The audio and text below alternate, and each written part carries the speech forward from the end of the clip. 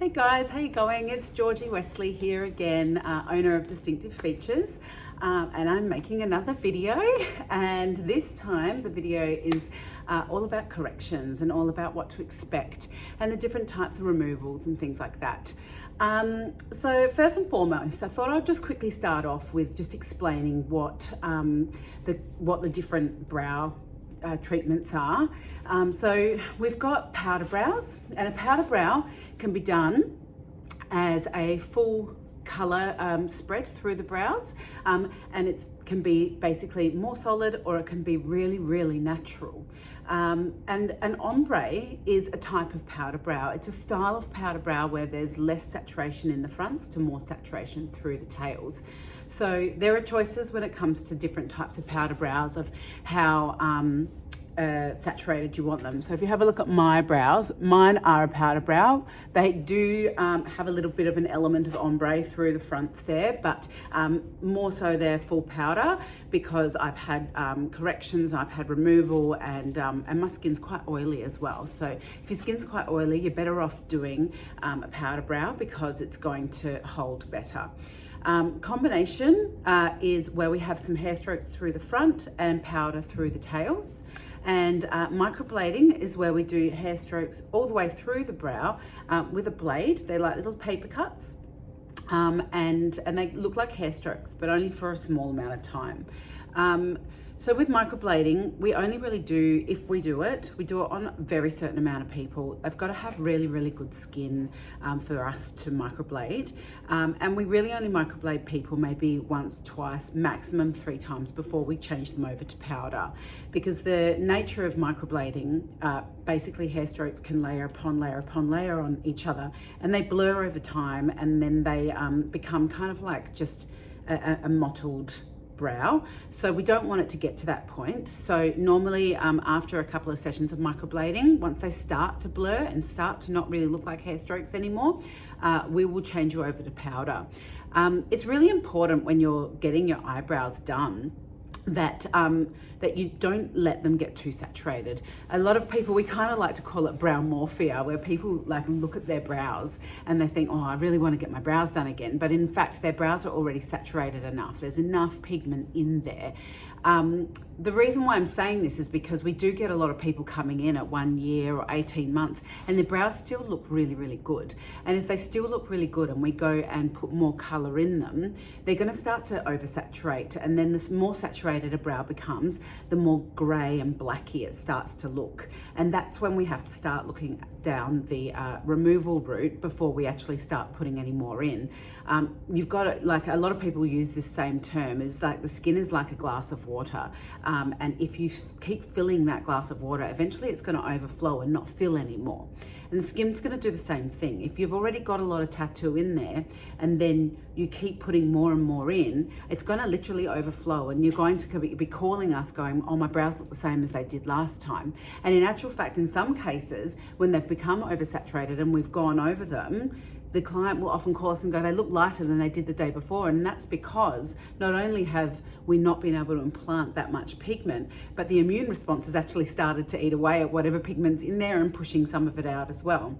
So we do want to definitely look at how much pigment is actually in. I've had clients, some of the same clients, still coming to me probably for even up to 15 years since I've been living in Melbourne. And 10-15 years ago, we were doing a lot of microblading, like a lot. It was fashionable, it was on trend. That was the thing that we did. I was lucky to do 1 powder brow a week, and I did microblading all day, every day. And some of those clients still come to me today. And many of them actually ask if I can still do microblading on them, or can they go back to microblading? You know, what we did 15 years ago is completely different to what we do now. And what we knew then is not what we know now. So what we know now is that microblading can't be done too many times because it oversaturates the skin.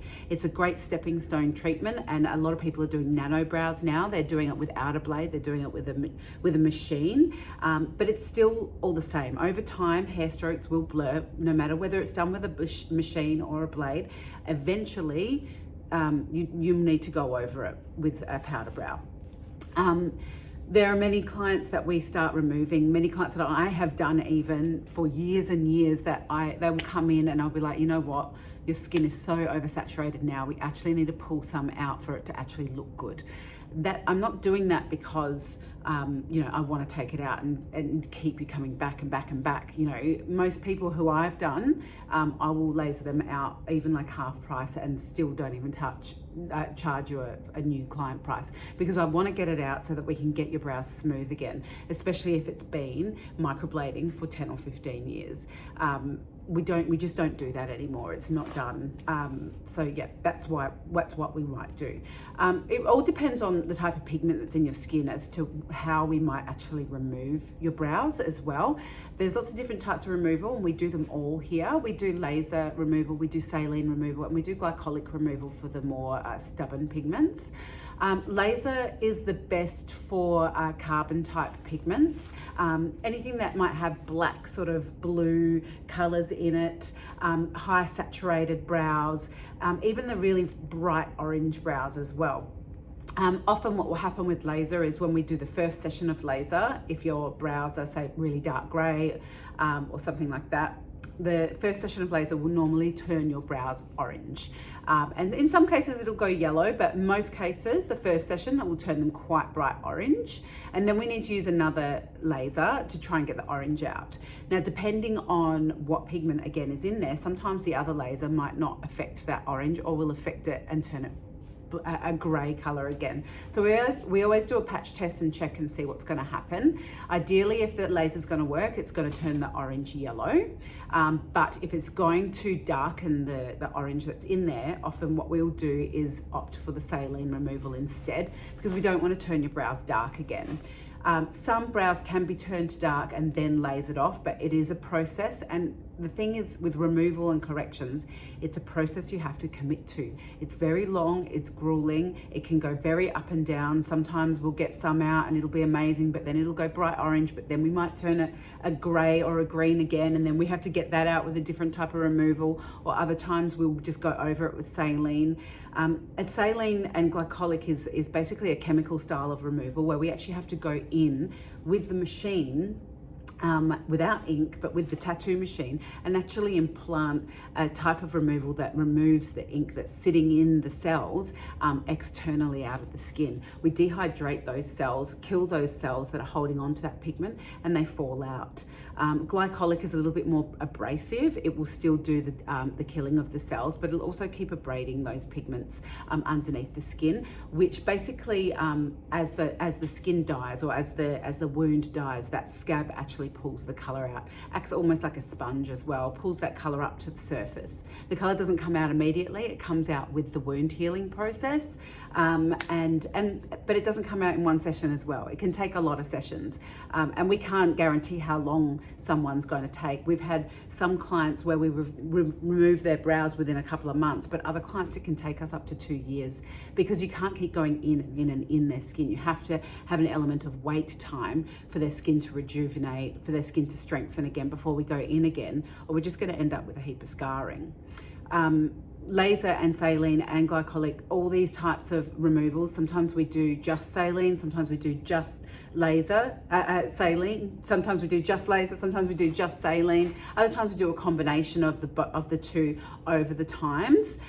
It really depends on how stubborn the pigment is, and also how unusual the brow shape is that we're actually removing. Some people are coming in, and again, they're clients that maybe I've done over the years, so their shape is actually fine, but the pigment that's in there is all mottled, and there's too much pigment in there because I've done it so many times. Those people are quite easily removed, and the shape is still there and it's nice. But if we get clients coming in who have had like quite a bad brow job, where maybe they've got really, really thick, dark brows, or maybe one brow up here and one brow over here, and trust me, we've seen it all. We get more corrections in than I think any other person. We do probably 20 to 30 corrections a week with brow tattooing in our clinic. And so if we're doing something that is much, much more oddly shaped, then it's going to take us a lot longer to fix and make it look good, because the new brow tattoo, if the person's wanting a new brow tattoo, is going to be a completely different shape to what the old brow tattoo is. So sometimes we might do some laser, do some saline, wait a bit, make sure that there's predominantly most of that color out. Then we might tattoo in the new shape, but there still might be some spot treatment to do later once the new shape's healed in there. So again, it's a very, very long process. So when you are looking at getting your brows corrected or fixed, you have to make sure that you commit yourself to thinking that this is going to take a couple of years, because one session, if you're lucky, it could be a potential, but for most cases, the brow tattoo correction and removal process can be a very long-winded one, because we have to make sure that the strength of the skin and the health of the skin is at optimal health before we can re-tattoo. So in some cases, we might do all of the removal process, and let's say we did 5 sessions, which might have included 2 sessions of laser and 3 sessions of saline. That's going to take us probably 9 months to get that done, 10 months to get that done. And then we're going to make you wait another 6 months before we even tattoo you. And if at that 6-month point, we still think that your skin health and your skin strength is not at its optimal, we're probably still going to say you've got more time to wait. Scarred skin is very hard to tattoo. It sometimes can hold really, really well, but other times it can reject and doesn't hold pigment at all. So in some cases, if you've got brow tattoo that, say you've had a very, very thin brow tattoo done 20 years ago and it was done very deep, often what we see is some hypertrophic scarring where that scarring is a little bit raised. And if that scarring's raised and then we're putting a new tattoo through that, what you're always going to see is this raised light patch through the middle of the tattoo where that raised scar is. Because remember that scarred skin is often higher or sometimes lower. If it's lower and back into the skin, what we call atrophic scarring, then that scarring is going to take that pigment and it's going to go darker. But the hypertrophic scarring, the scarring that's a little bit more higher than the surface of the skin, that scarring is going to not take as well, and it's going to be higher, which means it's going to bounce light a lot easier. And any skin that bounces light in the brows is going to look lighter than everywhere else, and that's nothing that we can do about it. So it's all about, as well, when we're doing brow corrections, is being realistic about what the outcome is actually going to be. In a lot of cases with scarred skin, or in a lot of cases with people who we've had to do a lot of removal on, the new brow is never going to be perfect. It's almost impossible to get you a perfect brow because you haven't got virgin skin anymore. Your skin's not baby skin anymore. And it's a long process, and again, patience is a virtue. You know, it is a process that you've got to trust. The different types of pigments that we might put in your brows, we at Distinctive Features, we use carbon pigments. The reason we use carbon pigments is because they can be lasered out very easily. But there are also iron oxide pigments, and depending on the brand of pigment or the type of pigment somebody uses will also determine how something might fade over time. So if you've got an iron oxide pigment basically over time fades a warmer color. So if you got your brows done maybe 15 years ago and you haven't had them done since, it's more than likely that you're going to have bright orange brows at this point. And that's because it would have been an iron oxide pigment. I would have started off with iron oxide pigment. So some of my clients that I did 15 years ago or 10 years ago or even 8 years ago might have had iron oxide pigments, so they might be fading an orangey color. But if you're going to use a carbon pigments, they tend to last a lot stronger and hold a lot longer than what an iron oxide pigment does, but over time it ashes out. So what we're finding is their brow tattoo is lasting a lot longer now, but when they come back for their maintenance, the color's there, but they've ashed out a little bit. So often when you come back for that maintenance, we're actually making a warmer brow and we're putting sort of filter colors in to make that gray brown again. Whereas if you had an iron oxide pigment in it, we might be just basically going over that with a new pigment color just to get you your brown again, rather than it being orange. Your iron oxide pigments do go grey if we laser them. So if you've had iron oxides in your skin, and we can normally tell by looking at it because we're educated that way, that an iron oxide brow would generally need a saline and glycolic removal, whereas a carbon brow will often need a laser removal. And laser removal is quicker and less traumatic to the skin, which is why we like to use that. The last thing I just wanted to talk about was basically how your hair grows.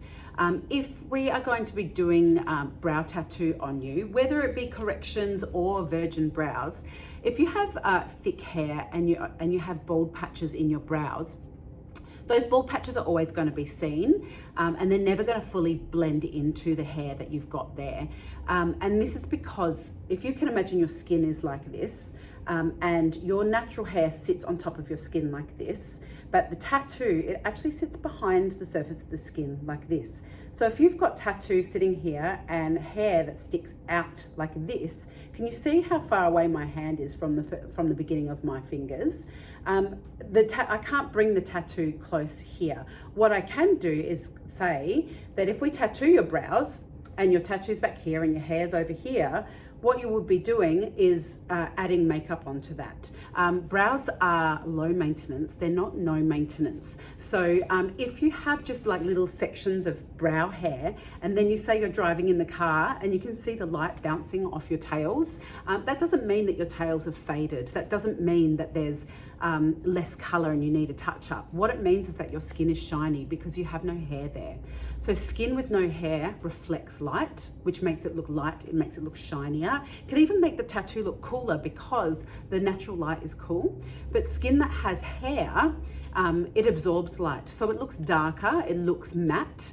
So if you have two sections of your brow, one section that has hair and one section that has no hair, what you're going to find is the section with hair is going to look darker than the section with no hair because you've got light reflection. So in those areas that are reflective, especially on an oilier skin, and especially on somebody who's got quite thick natural hair, you're going to need to put makeup to mattify that area. So that's something to also consider when you're coming to get your brow tattoo. Is no extra tattoo is going to stop the fact that you have light reflection in your skin or you have shiny skin. Shiny skin will always make the brows look lighter. It will always make them look reflective, and no darker tattoo will fix that. In fact, it'll make it look worse. So we do things the way we do things. We put pigment in the way we put pigment in to make it safe and to make it to make the longevity great, to make the brows look lovely, but not to make the brows look oversaturated.